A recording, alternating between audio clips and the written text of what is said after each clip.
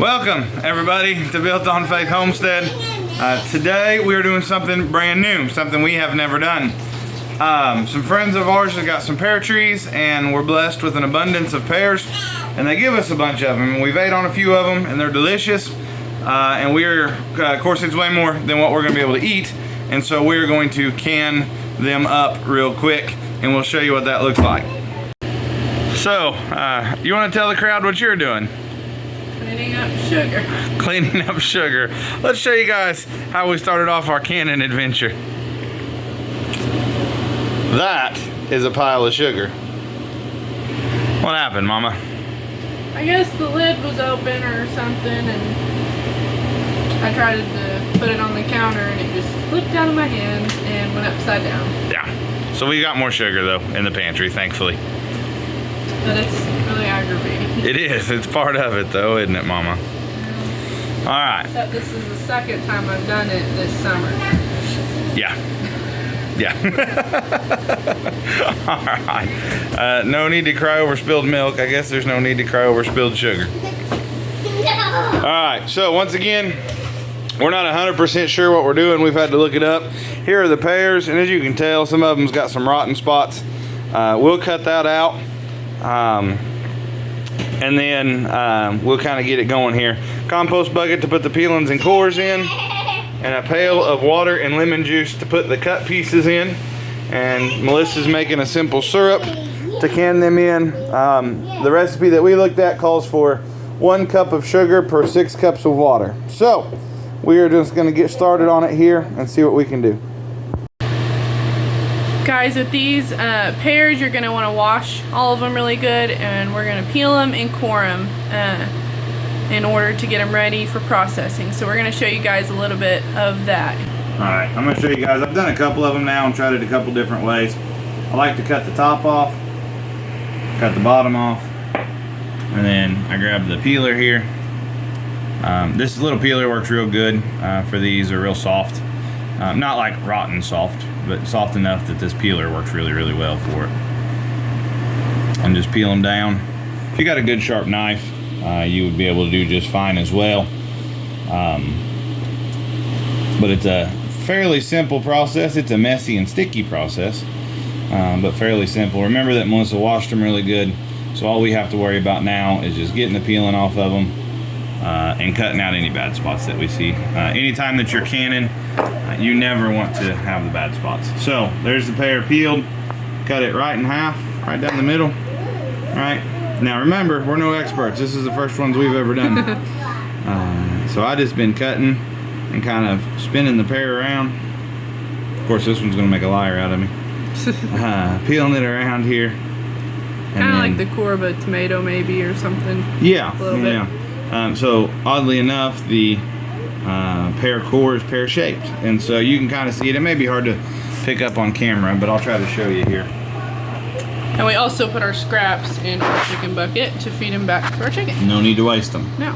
So here's the core, and if you can tell on camera, it's skinnier up here, it widens out, and then it kind of stays a little bit wider down here. And so I'm trying to save as much of the pear as possible. Don't want to be wasteful ever, but especially with food that was given to us by a blessing from our friends, right? You don't want to do that. So that's what it kind of leaves you with, is about a pretty good pear half. Yeah. And I'm guessing when we're canning these, they're going to get soft. Yeah. And so you're going to want to leave them in biggest chunks as possible. And then this is just lemon water to keep them from turning brown. And then it's just peat and repeat at that point. All right, y'all, we got all the peaches peeled, and now we are walking the scraps peeled and cored, and we're walking the scraps up to the chickens. I know the chickens will absolutely love them things. There's all kinds of things you can feed them back to any of your livestock probably that you have. They love it. In Missouri, it would be illegal to dump this out by your tree stand or your hunting blind to get deer to come to it, which is the state that I live in. But if baiting's legal in your state, it'd probably be good for that too. There's absolutely no need just to throw them away. Do something with it. So we'll walk them up here and give them to these chickens. The other chickens already got the other bucket of compost we had just from kitchen scraps. kitchen scraps. So we'll feed these guys. We'll show you this little bucket full too. So here's the bucket full of pears. We'll give it to the chickens.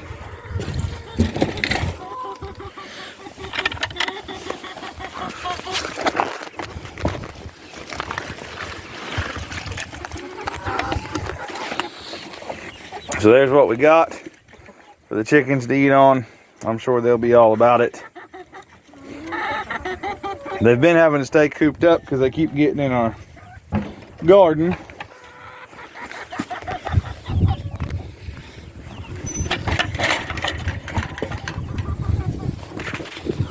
These guys are always a little gun shy at first. The other birds, they go right at it. These guys are always a little bashful.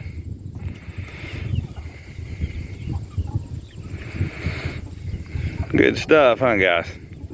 When our barred rock chickens first started laying, we had a bunch of cucumber scraps we could give them.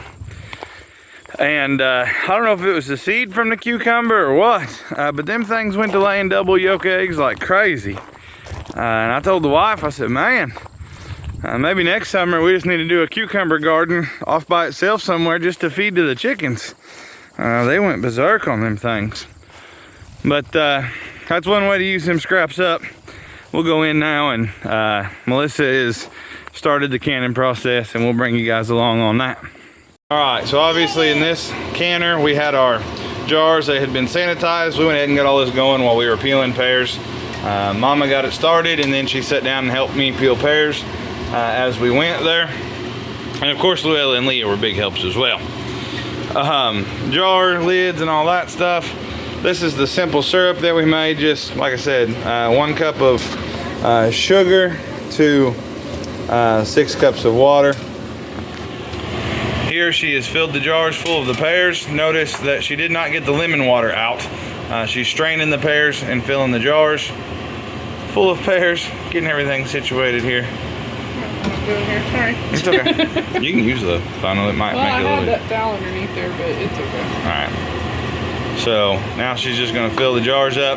The recipe that I read, by the way, said to leave a half inch of head space. Water. Yeah. For the syrup, I mean. Yeah. Probably like there. Yeah.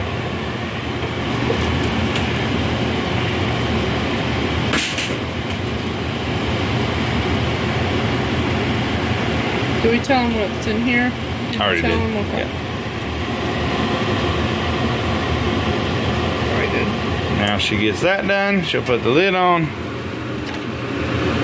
Remember, she's the canning gangster. She don't need nothing to get them lids.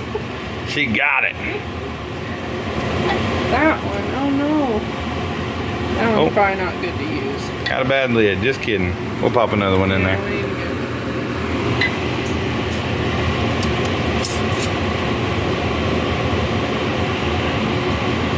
And she'll ease it back down into the water bather here.